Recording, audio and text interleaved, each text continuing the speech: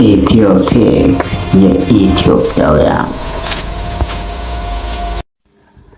ሰላም ሰላም፣ ውድ ኢትዮቴክ ቻናል ተከታታዮች እንደምን ቆያችሁ? በዛሬው ተከታታይ ዝግጅታችን እንግዲህ መሰረታዊ የኤሌክትሮኒክስ ክፍሎች የሚባሉትን የዳሰስን እንገኛለን። አሁን ደግሞ ፒኤን ጃንክሽን ምንድነው የሚለውን ፒኤን ጃንክሽን ምን እንደሆነና በኤሌክትሮኒክስ ቴክኖሎጂ ዘርፍ ውስጥ ምን አስተዋጽኦ እንዳለው አብረን እናያለን። አብራችሁን ቻናላችን ሰብስክራይብ በማድረግ ለሌሎችም ሼር በማድረግ መረጃውን እንዲደርስ አድርጉ።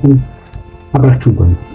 ፒኤን ጃንክሽን ማለት እንግዲህ ፒ ታይፕ ሰሚኮንዳክተር እና ኤን ታይፕ ሰሚኮንዳክተር በአንድ ላይ ሲገናኙ የሚፈጠር ድንበር ወይም ጃንክሽን ይባላል። እንግዲህ ፒ ታይፕ ብዙ ሆል ወይም ክፍተቶች አሉት። ኤን ታይፕ ብዙ ነፃ ኤሌክትሮኖች አሉት። እነዚህ ሁለቱ ሲገናኙ አዲስ ኤሌክትሪክ ባህሪ እንዲፈጠር ያደርጋል ማለት ነው።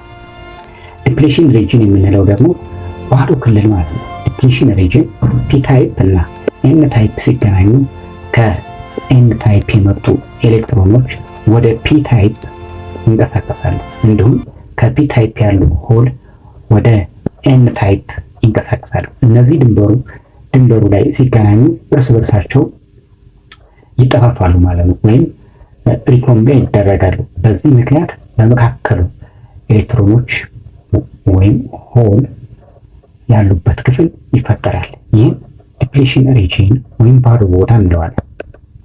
ቫሪያብል ቮልቴጅ ምንድን ነው? ቫሪያብል ቮልቴጅ ወይም እንቅፋት ቮልቴጅ እንለዋለን። በአማርኛ ቀጥታ ተርጉሞ እንቅፋት፣ ለቮልቴጅ እንቅፋት የሚሆን መንገድ ቮልቴጅ እንደፈለገ ፍሎ እንዳያደርግ የሚያግድ ማለት ነው። ዲፕሌሽን ሪጅን ውስጥ የተፈጠረው የኤሌክትሪክ መስክ ኤሌክትሮኖች በቀላሉ እንዳያልፉ ይከላከላል ማለት ነው። ይህም ቫሪያብል ቮልቴጅ ወይም ፖቴንሻል ባሪየር ይባላል። በሲሊከን ዳዮድ ይህ በአማካይ 0.7 ቮልት ሲሆን በጀርሜኒየም ዳዮድ ደግሞ 0.3 ነው።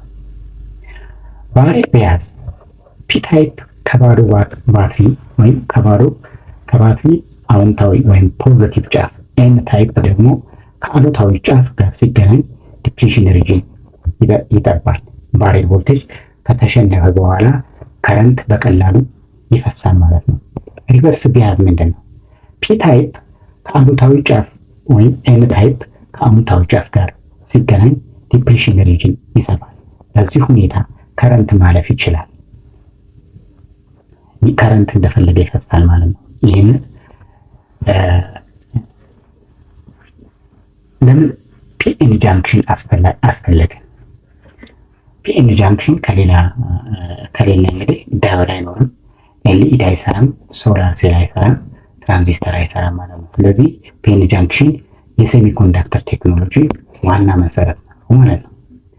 እንግዲህ እዚህ ክፍል ማጠቃለያ ፒኤን ጃንክሽን ፒ ታይፕ ፕላስ ኤን ማይነስ ዲፕሌሽን ሪጅን ኢኳልስ ቱ ኤሌክትሮኖች ሆሎች የተቀናጁበት ባዶ ቦታ እንደሆነ፣ ቫሪያብል ቮልቴጅ ኤሌክትሮኖች የሚከለክል ወይም ኤሌክትሪክ እንዳይፈስ የሚያደርግ ነው።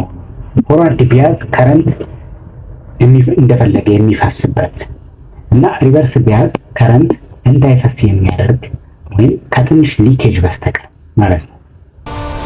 ኢትዮቴክ የኢትዮጵያውያን